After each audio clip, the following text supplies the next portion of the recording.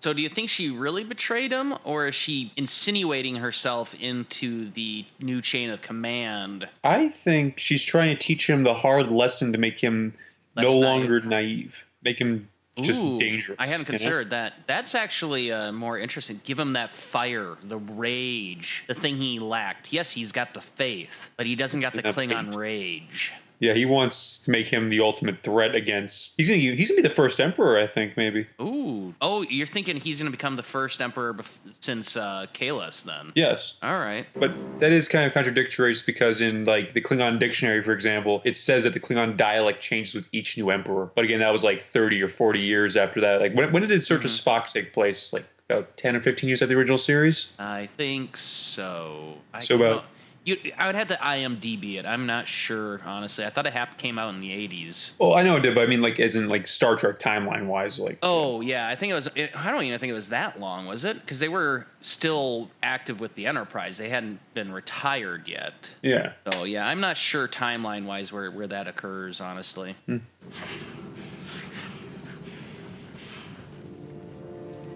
They were close to making out there. Yeah. It's like twice in this episode they've been close to making out. Yeah. You can tell they're building them up to be a one hell of a vicious couple. Yeah. Like, you ever seen the movie Dark Shadows with Johnny Depp?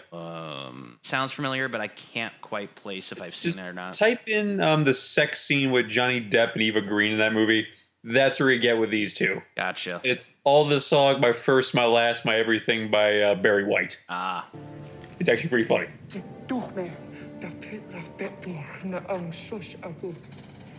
Oh, so you were right. You were on the nose. Yeah. She's trying to get him trained to build him up. She realizes he's just not there yet. Yeah, he's got one of the key components, but needs the other two, you know? Right. He needs the rage and the strategy. Yep.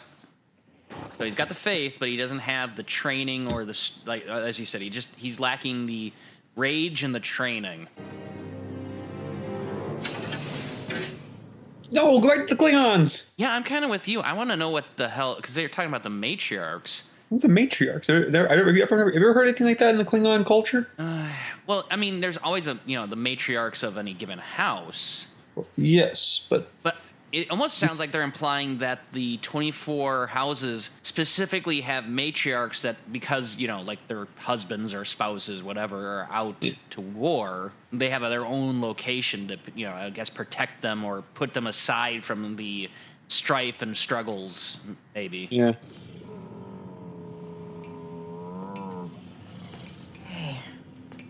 That's what you call afterglow. Yeah, that is spam. No, he had a good time. I was even smoking a cigarette and being like, bring in Tilly.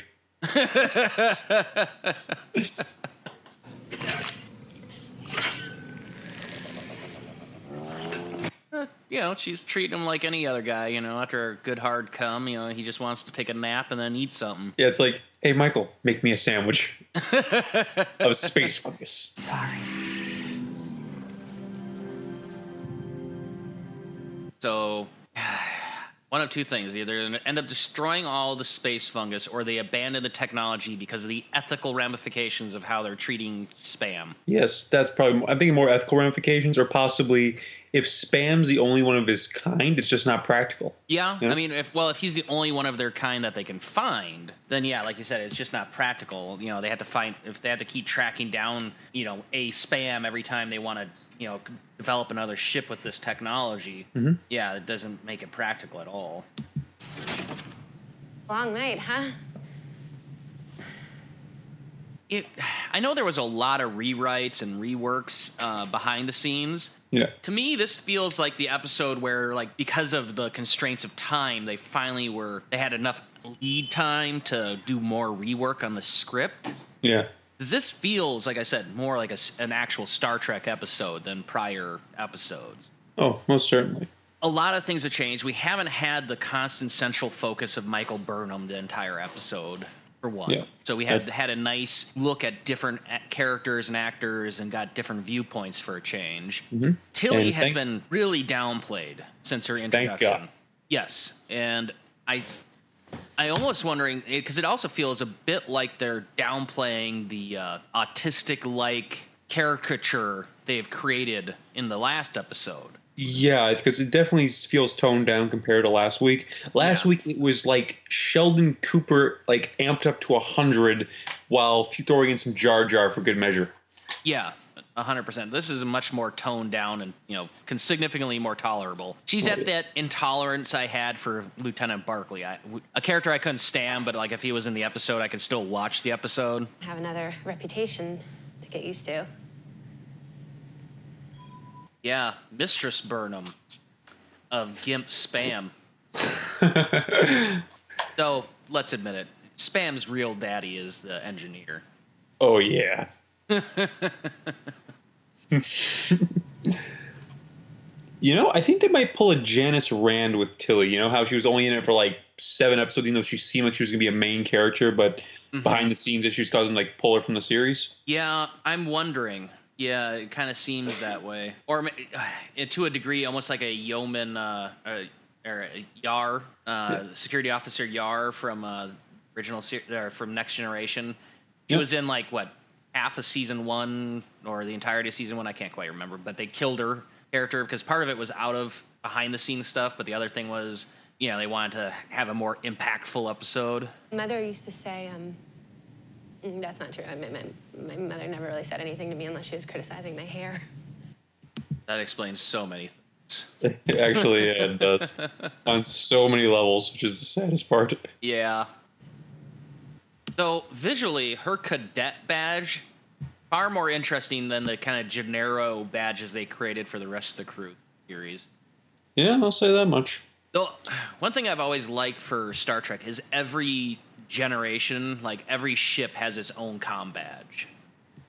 Yeah. So it's like a signifier for the ship as much as it is for the particular season or series, I should say. You shouldn't be afraid to open it. Because I watched you tame the most incredible creature, and, well... That creature was giving me the eye and smoking a cigarette. I was a little intimidated. I'm going to say something you're not going to believe right now. That last bit of dialogue she gave was actually good. Yes, it was. Again, this really is feeling like the episode where the script rewrites finally caught up, like because of film scheduling.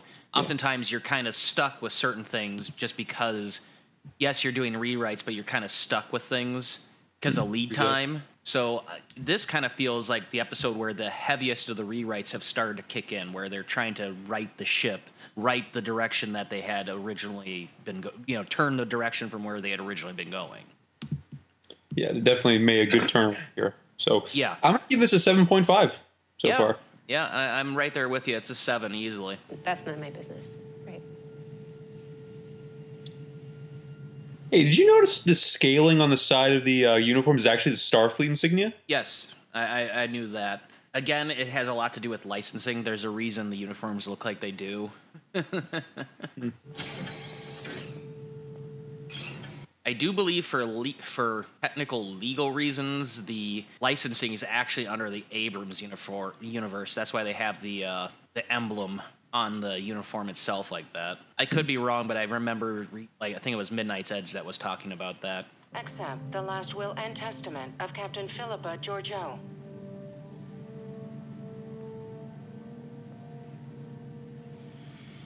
Oh, how bad is that? Matt, you have to think about it. At the last moments of that captain's life, probably the last person she liked was Michael Burnham.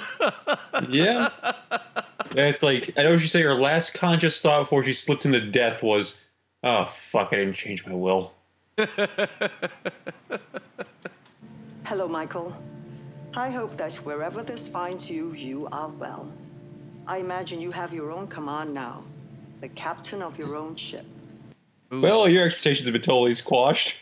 Well, yeah, I mean, even in the episode before she died, she even said, "I was so wrong about you. You are so not ready for a command position of any kind." I feel like if you're a military officer, you should probably update your will on the daily. You know what I mean? Especially in Starfleet. Holy crap. Yeah. they've got a higher turnaround rate than the command structure of the Klingons, where your real promotion prospects are to kill the guy in front of you. Laura. So I am leaving you my most beloved possession. One really huge vibrating dildo. I was going to say, since she's an explorer, a massive bong and a duffel bag full of weed. Ooh, now that would be a nice gift from from your long-lost friend. It's like, you'll see things across the universe. I've seen things. Teardrops and starships burning upon the rings of Saturn. You know, it's just like totally rip off the moment from Blade Runner. Blade Runner. Use it to continue to investigate the mysteries of the universe. And if you want to keep it lucky, never ever wash it. I already know what it is. I know what this is. They haven't even opened it, and I know what it is because I spotted something that was missing earlier. Is it a sextant? It's the telescope, the sextant. Yeah, sextant. Yep. Open. Always. The force be with you, always. It kind of does, because of the way they've been doing this hologram thing with tech that just wasn't there originally. Yeah, it really does feel like a Force ghost right now. Yeah, it's like, use the force, Burnham. Know that I am as proud of you as if you were my own daughter. Oh, that must make you feel extra sad inside. Yeah, you must feel like shit. Yeah, I liking her emotional range. Yeah. Right now, like they finally are giving her that, you know, where she has that look on her face of that conflict between the Vulcan training and the human that she is. Oh yeah, she's definitely improved this episode, like emotionally. Mm-hmm. Good care of those in your care. Just make sure Spam gets to finish. And remember, be sure to give him extra lube because he's gonna chafe. And pick an easily recognized safe word. I go with banana. Banana. Oh. Actually, Burnham's safe word would be pointy ears. It's like, I don't know why they're doing the long, drawn-out moment here. We knew what it was going to be. oh yeah, it was a telescope. That was an actual like ship sextant, you know, like those old navigational tools. Oh, no, it was the telescope that was missing. The one they used to spot the ship. Yeah. Warning, Klingon tractor beam engaged. Captain Lorca was captured. We will find him. Where are we? A Klingon prison vessel. Prepare to jump. I don't know how much more the creature can sustain. I gave you an order. You seek glory. Interesting. Cool. Looking good. Yeah, actually looking forward to the next episode. Yeah, I mean, holy crap. Must be earned through sacrifice. There are 4 lights.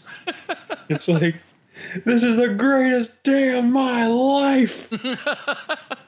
Spam rides again. Spam. King Kong ain't got shit on Spam. Hey, I guess he's clogging the ship's inbox, you could say. Mm-hmm. Stick with me. I'm a survivor, just like you. Star Trek. Is that Chris Farnell? Maybe. I know who the character is, though. Who was the character?